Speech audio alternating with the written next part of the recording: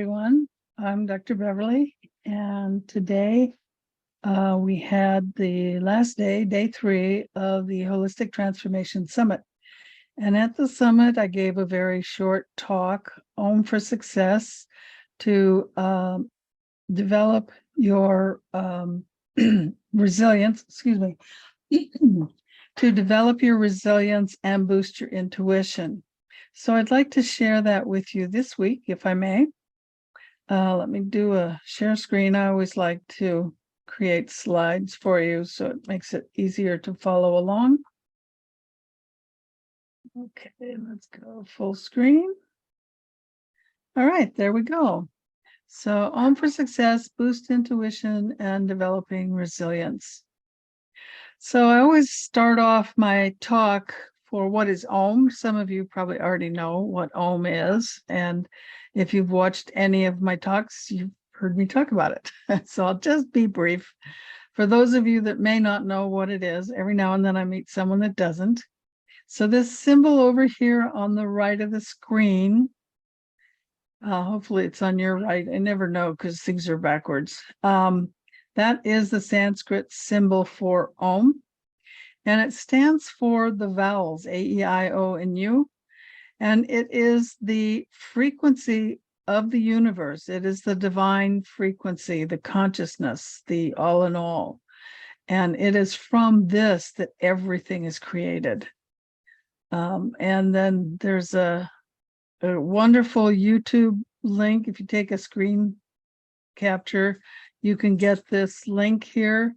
It's one of my favorite. There's lots of Om chants on YouTube, but this particular one I really, really enjoy. It's a bunch of monks with really deep voices. It's just incredible.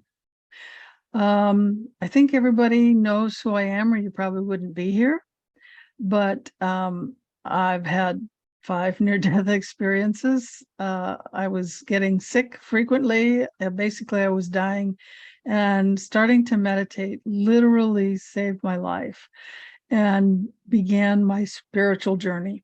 So my passion is to help everyone first learn to meditate so that you know your soul path, your soul purpose, so that you can manifest it and have those miracles in your life. And because when I woke up, I realized I was a holistic medical intuitive, and I teach that to people. So I have an intro class in Om for Success, and after that, I'm sorry, that popped up. Hopefully you can't see it. Once people learn to meditate and they find their soul path, my passion then is to have at least one holistic healing practitioner in every family group or tribe, so that if there's ever a shutdown or anything like that, again, there is someone in the group that can help you and keep you healthy. So all the work I do is based on the 5 elements. And I started doing that before I studied acupuncture, and then I studied acupuncture and I went, oh, wow, it's the same 5 elements, even though some of them have different names. But it's fire, earth, air, water, and ether. In the United States, they drop the A and call it ether, but it's actually aether with an A. And scientists have now proven that aether does exist. So if you're used to 4 elements, there are 5. I'm not going to go into it too much here. If you want to know more, then you can go back to this podcast for the past 3 weeks. So 2 weeks ago, I did one on fire and air. Last week was water and earth, and this week was aether, and then the 3-day summit. And then this is was given at the summit, and then I'm rebroadcasting it on this podcast this week. And we won't go into the solid geometry here, the tetrahedron, cube, octahedron, dodecahedron, icosahedron, but they actually symbolize those 5 elements. So the entire universe is structural and repetitive. It has repetitive patterns. I'm not going to spend much time on this either, because I went over this extensively in the last 3 weeks. But I will say this, in I call it traditional Chinese medicine because we used to call it Oriental medicine and that triggers people. So I just say traditional Chinese medicine because acupuncture is only one modality that we use in the medicine. So acupuncture itself isn't a medicine. But so I just call it traditional Chinese medicine, even though I do more than TCM.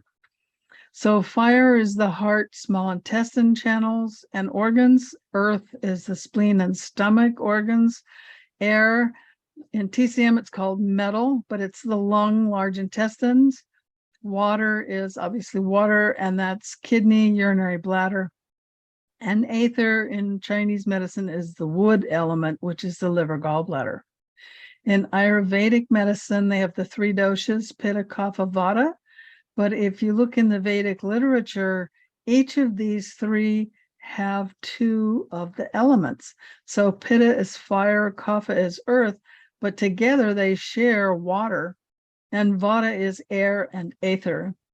In astrology, there's 5 elements. We all know about 4, but the 5th one, aether, was only announced a few years ago. Some astrologers don't believe in it. They don't want to change. They say, no, it doesn't exist. It's a farce. But there are other astrologers that say it does exist. And the dates line up close to Sagittarius. And then we have human design, and it has 5 types, 5 energy types. There's 4 aura types, but 5 energy types. So the manifestors are the fire. The generators and manifesting generators are earth. Manifesting generators are also the air element. Reflectors are the water element, and projectors are the aether element. And I go into that in more detail in the class that I teach, Om for Success. And then there's archetypes that are examples of each. We're all 5 elements, and we have a dominant element for our spirit or soul. We have a dominant element for our mind, one for our emotions, and one for our physical being. It's kind of like in astrology. And in my Om for Success program, I like for people to figure out what is their primary physical element, because that's what breaks first. So everybody, when they get under stress, something happens. They catch a cold, they have a stomach ache, whatever it is, low back pain. Everybody has their first trigger point that breaks when they're under extreme stress. And if you know what that is and how to take care of it, that's called self-care, then you don't get sick when you get under stress. And through meditation, you learn how to not be under stress. And then we have 5 categories of meditation. I'm not really going to go into those now. And this is the types for each element. So we're going to talk about resilience. I-E-N-C, I spelled it right. Okay, sometimes I spell resilience wrong. So how do you have resilience? Well, one is you want to stop doubting yourself. You want to believe in yourself. If you don't believe in yourself, who else will? So you don't have to think that you're perfect, and you don't have to even try to be perfect. First time I put on a summit, I had no clue what to do. I just did it. I took a class with a couple other people, and they haven't even done a summit yet, and that was almost 2 years ago. So I just bravely go. I don't worry if I'm not perfect, and that's okay. And number 2 is get over imposter syndrome. Now, everybody has a moment where they go, do I know anything? Well, compared to other people, there may be people, and probably are people, who know more than you do. Fine, that's okay. They'll be your teacher. But there are definitely people who don't know what you know, especially they haven't had your exact same journey. And that's what you're sharing with people.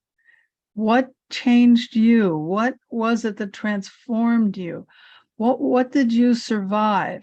And when you tell that story and people say, oh, I went through that too, then they know that that's how they can relate to you. They know that you had a shared experience. I think this is why a lot of military guys, after they come back, they stick together, because how do you can't share that with someone that's never been to war, because it's such a traumatic experience. And then, of course, number 3 is never quit.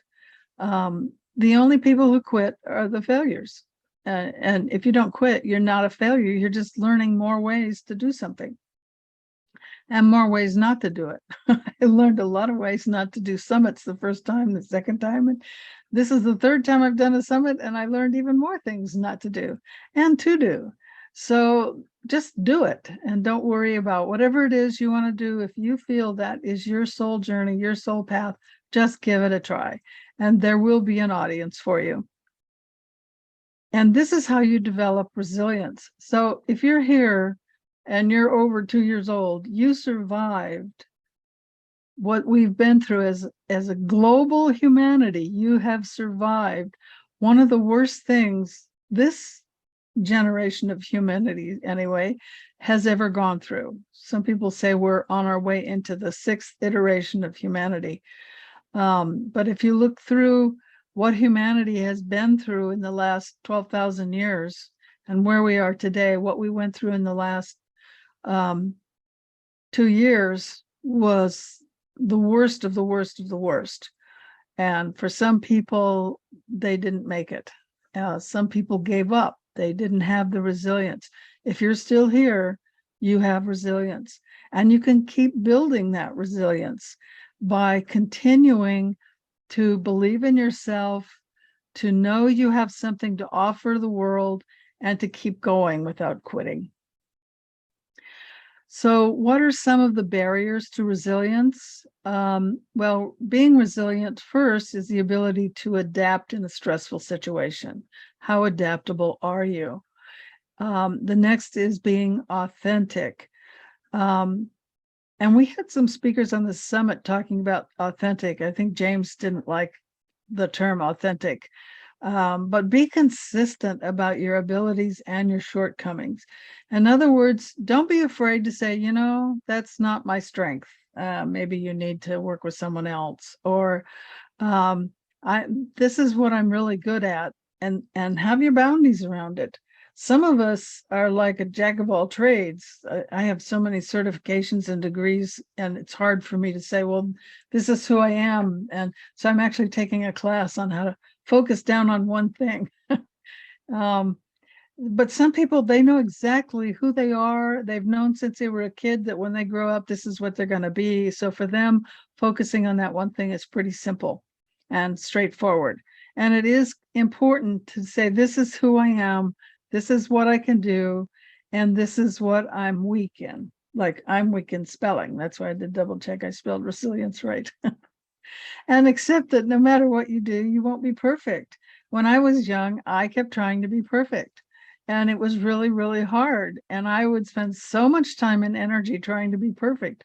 And when I let it go, it was like, wow, I have so much more energy. I don't have to be perfect. Oh my gosh. Because I'm a Capricorn, that's how Capricorns are. And I had to get over myself. So that's one that some people have, not everybody, but it leads to a lot of misconceptions about yourself and self-doubt if you don't accept the fact that you're not perfect and never will be, and just take everything in stride as either a gift or a learning experience. And then last but not least, you need to have clear boundaries. And that is a lesson. I've never met anybody that didn't need to learn this lesson.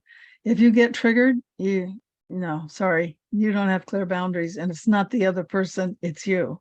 Uh-oh, I just bust your bubble. We like to blame other people for our issues. Oh, that person said this and offended me. Oh, my feelings are hurt, or how dare they? You know what? That's you, not them. Some people are jerks. I agree. You just walk away. Okay. You don't need to let it trigger you or get upset. And that's ways that you can develop more resilience. I always have a free gift that I give away. And I didn't talk about this. So if you'd signed up for my free gift, and I always put a link down below, it's at dancingbeargift.com. That is a free gift that I always give away, but I've changed it. And after a week, so you get your first gift, which is an ebook I wrote on Own for Success. And a week later, you're going to get this. This is just the front cover of a little, I think it's 4 pages long, on resilience and how to be more resilient. And it gives you the definition of resilience and a lot more than I went through tonight. Or it's nighttime for me, but when this airs, it'll be morning. Okay. So this is my overview of my programs. You've probably already seen it if you've seen any other of my podcasts. So the next summit, this is incorrect. The next summit will be the last week of March. We just finished this summit today, but my Own for Success program will be October the 8th from 11 to 4. That's a Saturday. So first I do the summit, then I do the Own for Success, then I do the Holistic Medical Intuitive program. And that leads to a 1-year program that I'm working on getting an accreditation. So you become accredited as a Master Holistic Medical Intuitive. Okay, so here's the date for the next summit, March 28th through the 30th of next year. So they're twice a year. And the one after that will be the last week of September. And I do have an app. And I did not have access to the app from, I think it was December of 2021 through until August of this year. So I'm way behind in loading things into the app. But now that I have access to it, I'm going to start loading in the summits and the podcasts and a bunch of classes. And I'm working on, I have a new website for Dancing Bear Enlightenment Academy instead of that old creepy one that I had. And this is a full website, shows you what all the things are that are going on. And very soon there will be the online store for the classes. And a lot of the classes will be free in the app. Some will be very, very low cost. And then I'll have my other programs in there that you can take either live or as evergreen if you can't be available for the live class. And okay, and the master program starts October 11th if you're interested in that. So we thank you for joining us today. And if you have any questions, you can leave them in chat, or if you know how to contact me, or if you sign up for the free gift, you'll be on my email list, and I answer my own emails, so you can contact me that way. So thank you for coming, and remember to be the light you want to see in the world. Namaste.